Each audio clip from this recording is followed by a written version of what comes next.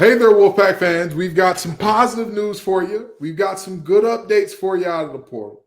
We have some tentative things to be excited about, as right now, no news is good news in some regards for certain things that are going on around the program. Grayson, are you ready to get into it? I'm ready. We got a good episode. Listen, Candace Cooper of Locked On ACC, my co-host, there always calls it a portal party. And just let's just be very grateful that no more of our players have jumped into that party than are already there, and we're getting a couple of really pretty folks to leave the party with us. That's what we got going on right now. So we're going to get into all that and more on today's episode of Locked On Wolfpack. You are Locked On NC State, your daily podcast on the NC State Wolfpack, part of the Locked On Podcast Network. Your team every day.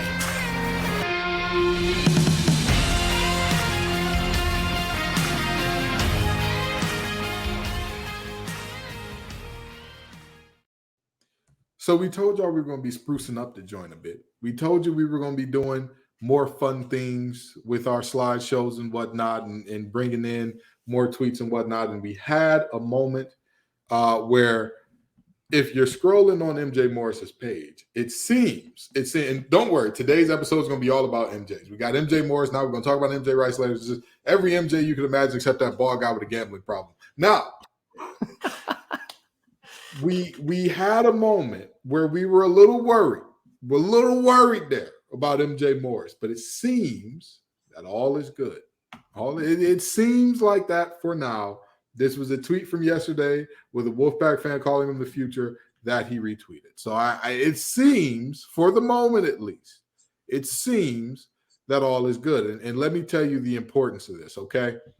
When I look at this situation, we talked about this before, Grayson, and we talked about the potential of him leaving and how, again, it just wouldn't make sense at this point, right? Like, we can both agree he's a good player that we want to stick around, but it was just a moment where it's like, I mean, brother, there was a time where you're like, hey, if Brennan's coming and I don't want to wait behind him, yeah, do that before spring ball. You know what I mean? Not after. But it seems like things have cooled down a bit, and the Auburn Tiger fans who are very thirsty in his comments will not be getting their wish this time.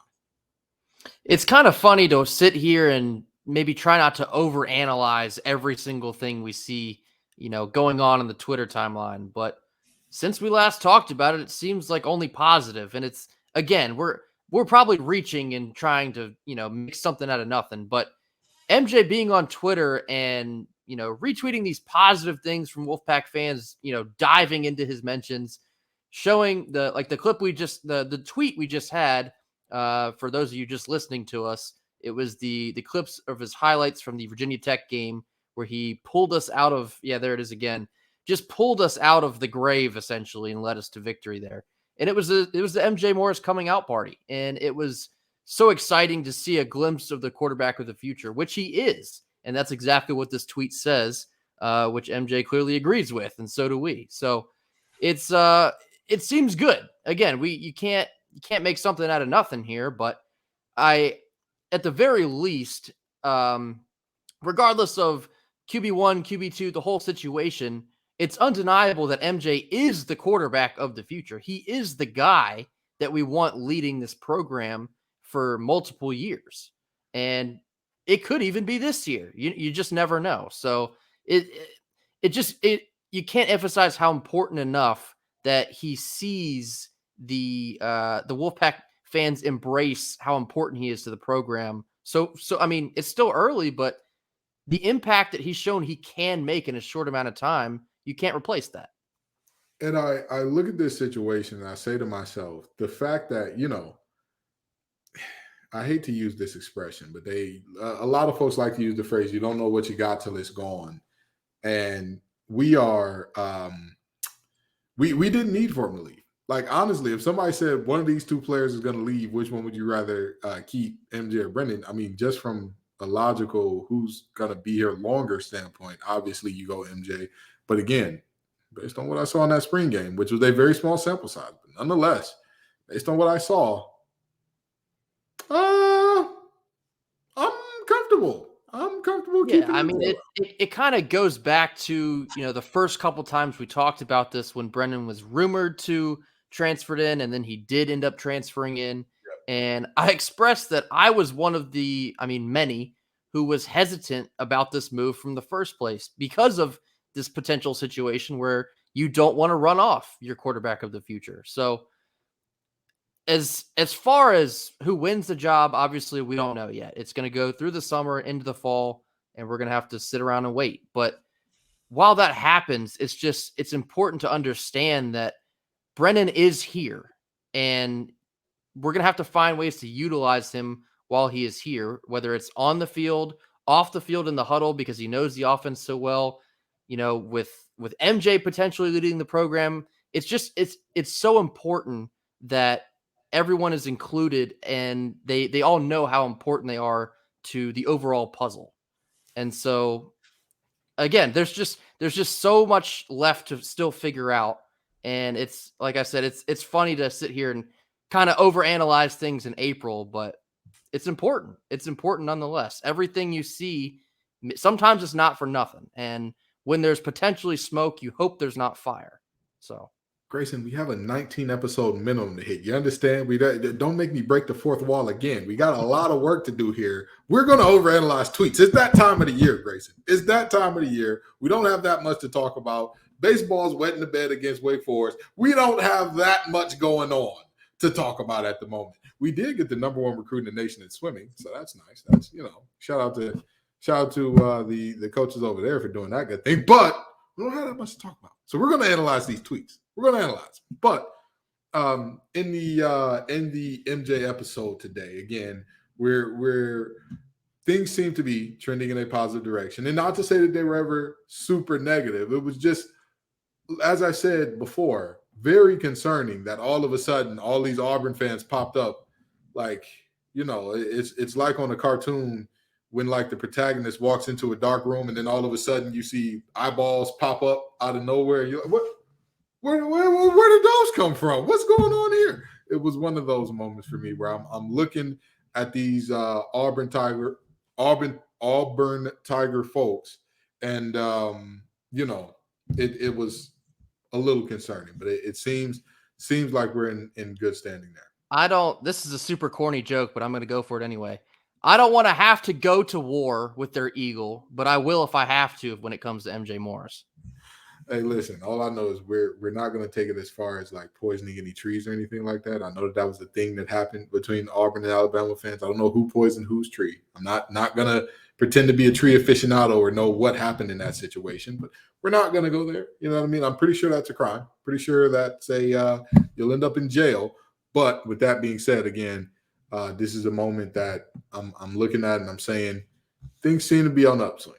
Things seem to be looking in a positive direction. So, we were on pins and needles. We might have gotten some of Wolfpack Nation on pins and needles and alert there, but everything seems to be all right. Everything seems to be all right for now. This is the new era of college sports where we could be wrong, and come 2 days, the opening day of the new transfer portal window, we could be proven very wrong. And we hope not. We hope not. We hope we've got good information here. We hope that everything is copacetic here, but just letting you know, it's whew.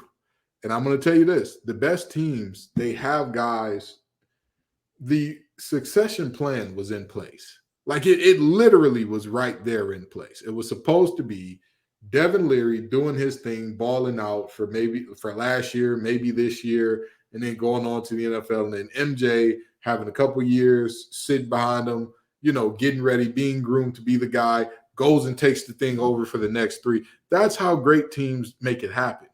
If you look at Lincoln Riley and what he's built at Oklahoma and now USC, he doesn't have long drop-offs in quarterbacks. There's always the next guy, and granted, he does a little more through the transfer portal, but even still, if you look around the country at some of the best programs, what they do with the quarterback position, their guy is their guy for years. And then there's the guy who comes in, sits on the bench a year or 2 behind him. And then that guy is the guy for a couple years, and so on and so forth. That's how it works. Okay. I don't think that that's a something that should surprise anybody. Ohio State, same thing, right? There was Fields, who was the guy for years, and there was Stroud, who was the guy for years, and then this next guy they got in line should be. That's how it works. That's how the best teams do it. You don't want to have to replace your starting quarterback every year. You want to have a situation where a young guy learns for a year or two under the seasoned veteran, and then boom, they take it and run, and they become the seasoned veteran. I do think it's kind of funny that it seems like NC State just never has that sort of progression. It's almost like it's like the imperfect encapsulation of what it is to be an NC State fan, where it's like if you think you know how something is supposed to go or how it might happen, more often than not, you better keep thinking, because the result you're going to get is something you didn't see coming, sometimes for the best, sometimes not for the best. It's all over the place. But with MJ, this is like the first time in quite some time where you have such a talent waiting in the wings that everyone knows about it. Everybody's excited about it. And while maybe there's a slight hiccup this year, I really don't want to call it a hiccup because, again, like, he still has all the opportunity in front of him to still be the guy this year. But whether it's Brennan or whether it's MJ, he is still the future. He's there for a reason. So you can't lose sight of that amongst all the hubbub. Absolutely. Absolutely. Again, we're going in where we're supposed to go. Things are going in the right direction. You know, and are we talking to Wolfpack Nation right now? Yes. Are Grace and I also talking to ourselves a little bit here? Yes, absolutely. Absolutely. We're telling ourselves to relax because we were concerned too. It is a very it was a very, again, rough moment, but seems to be going in the right direction. And one thing that's always going in the right direction is Built Bar. If you're looking for a delicious snack but don't want all the sugar and calories, then you need to be tasting the best tasting protein bar ever, and that's Built. You gotta try this. If you're like me and you want to make a healthier snack choice, but you don't want to compromise on the taste, I've got just the thing for you. Built Bars and Built Puffs. Built Bars are healthy and taste amazing. Seriously, they taste so amazing you won't think they're good for you. You gotta try it. And what makes them so good? They're covered in 100% real dark chocolate. That's right, real chocolate, folks. And they come in unbelievably good flavors like churro, peanut butter brownie, and cookies and cream. I'm not sure how they do it, but you know what's even better? You don't have to go online anymore if you want to go to a store. It is right there for you at your local Walmart or Sam's Club, and you can still get your specialty flavors at Built.com if you don't want to go in store. They got options for everybody. So if you're close to a Sam's Club or Walmart, walk in and grab your box of 4 or 13 of Built Bar today.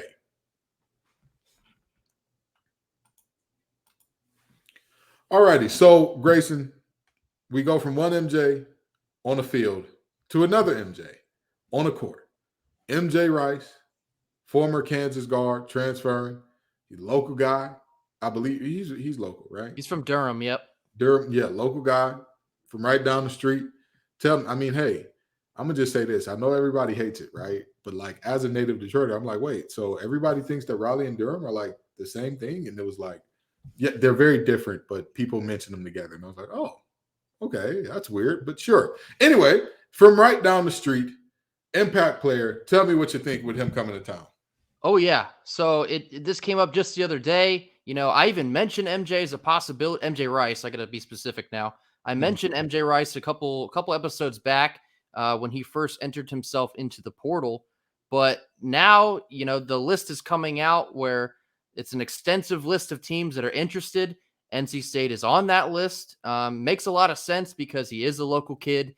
And we were, I don't remember the exact number. We were a finalist for MJ Rice coming out of high school. So Keats has already been involved. I'm sure he knows him probably very well. And we're going to get him on campus.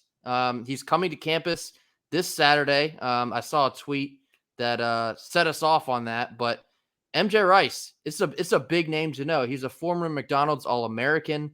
He was a consensus 4-star. Yep, there's the tweet there. NC State was a finalist for him out of high school. And if you need a refresher, I have a little quick summary off of the 247 Sports page. But he's a powerfully built wing who's a true matchup nightmare. He has a physical build of a Mack truck, but combines his powerful frame with a great amount of athleticism and skill. Hello. We'll take all of that, please and thank you. Yeah. His strength allows him to be extremely effective on the drive as he bullies and overpowers opposing defenders on his way to the rim, where he's an elite finisher. This sounds like something we haven't had a whole lot of recently in NC State. I can think of maybe Darion Sebron, although he is a little bit more wiry in his frame, but his ability to finish at the rim was something that was extremely valuable to that team when we seemingly had nothing else going for us in 21-22. But MJ Rice, you got to think that, coming off the heels of the Jaden Taylor edition, MJ Rice would fit into the game plan beautifully with a powerful frame. He's an elite rebounder as well. He's aggressive. He gets after the basketball. We're going to need that kind of tenacity to try and rebuild a winning team. And he seems like a very good piece to throw into the mix. And clearly Keats is doing something right because we have him in town here this weekend. So I hope we're pulling out all the bells and whistles because this is a guy we would love to have enter the program. And this is what I'm talking about in terms of, when we talk about football in succession, there should be a similar situation with basketball, right? Here's what I mean by that. You bring in him, but you also bring in a guy like Tremaine Parker, who people look at and they say like, yo, this guy is unreal. He is, his name on Twitter is Showtime Trey. And trust me, the boy puts on the show every time he does it. NBA players are often left like, wait, what? I'm sorry, that young man did what with the ball?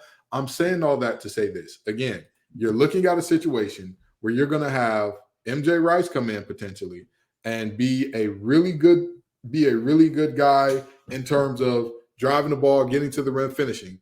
You got another guy coming in behind him that is pretty much good with those exact same things.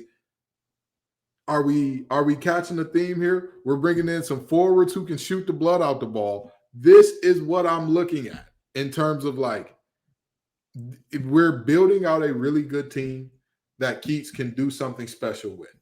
And at the end of the day, go ahead. Go ahead, sorry. No, you're fine. I was going to say, think about a set where you have MJ Rice and you have DJ Burns on the floor at the same time. As aggressive as MJ Rice, I got to keep remembering to say his last name too, as MJ Rice is able to get to the rim. We know you're talking about basketball. Nobody thinks MJ Morris is going to walk on the court.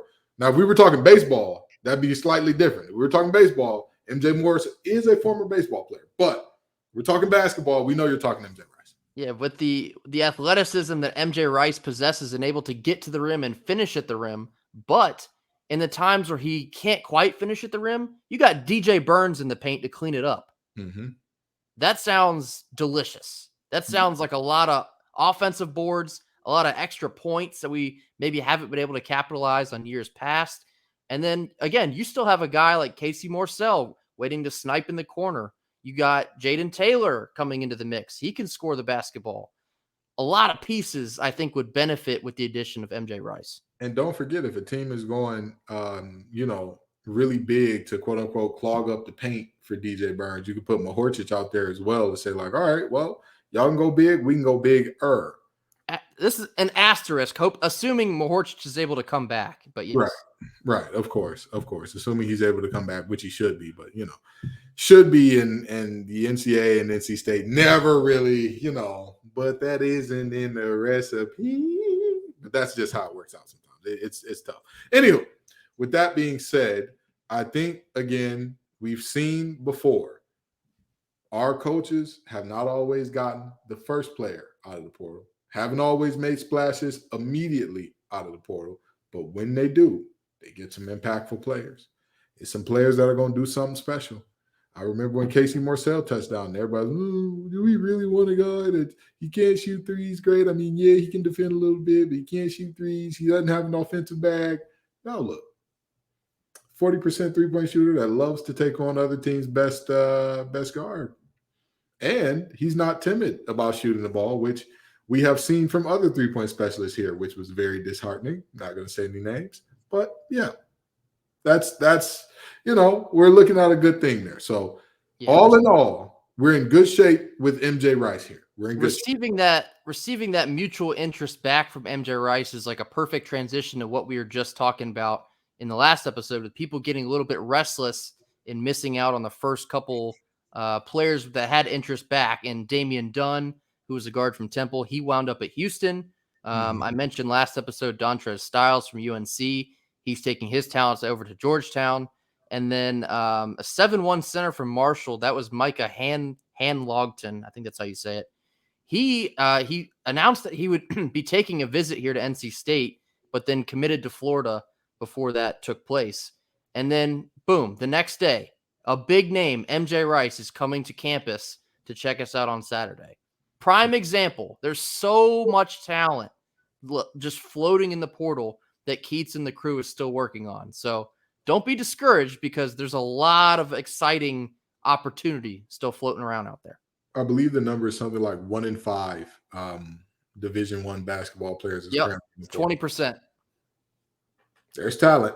There's talent out there. And it's not just about getting the guy that's the most talented. It's about getting the guy that fits into your system or that you can most comfortably build around. Even if you're one of those people that's like, hey, don't put square pegs into a round hole. Okay, great. But I still want a square peg that won't give me a splinter. That's still something I want here. I want the whatever I'm building around, I want it to be a certain thing for me to build around. So that's just my thoughts there. We will end the MJ episode in just a minute after a quick word from our sponsors. So we appear to be in good stands with MJ Morris. We appear to be in good stands with MJ Rice. Everything appears to be going smoothly in Wolfpack land for now. What say you, Grayson? So far, so good.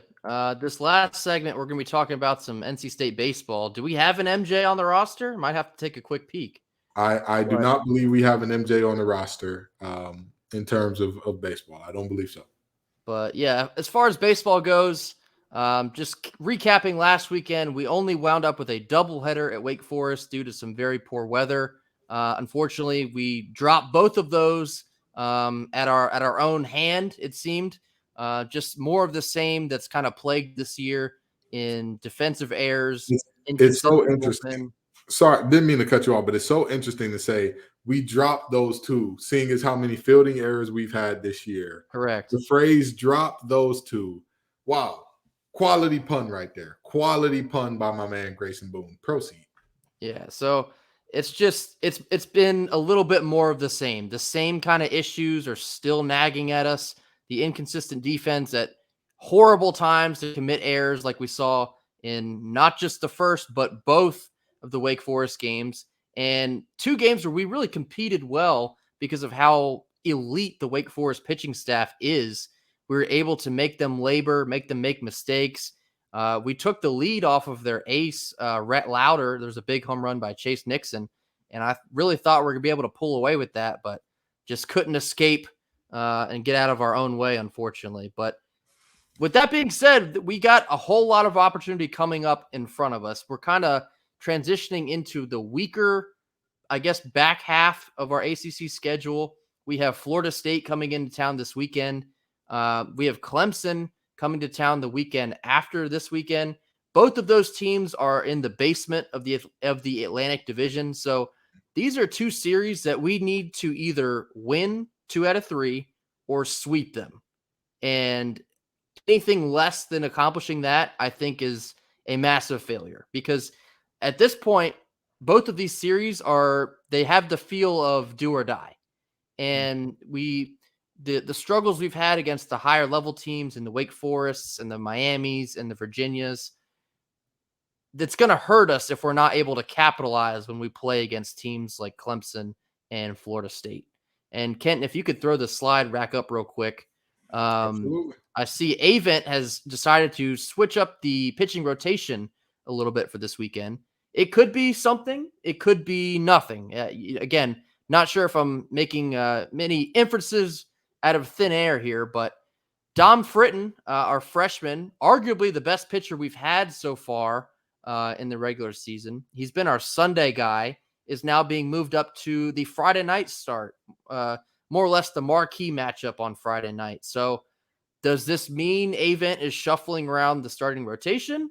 We're going to have to wait and find out. He threw up two TBDs for Saturday and Sunday, which I thought was interesting. It is a little bit of a different situation in that you had all three of your weekend starters throw on Sunday, being that we only played a doubleheader. But Dom Fritton did throw in game 2. He came out of the bullpen in relief. So all three of our guys threw on Sunday. So this could be just a move to rearrange who could be ready first. So it could be Dom is ready to go first in the weekend. And then you could see Matt Willardson Saturday and Andrew Whitaker on Sunday. Or, like I mentioned, I tweeted just before we got on this broadcast, could this be the reemergence of Sam Highfill as a starter? Right. I've kind of held this opinion throughout the season so far in that I think you get the most out of Sam Highfill when he is a weekend starter. Obviously, he's still in the bullpen. He had a very strong start to the season coming out of the bullpen. He has struggled a little bit as of late, but we're going to have to find out. So again, we have just a very slight shuffle in the pitching rotation for the weekend, but it's a must-have series against Florida State, who has massively struggled this year. They started off hot a little bit. They took a tough series on the road at TCU.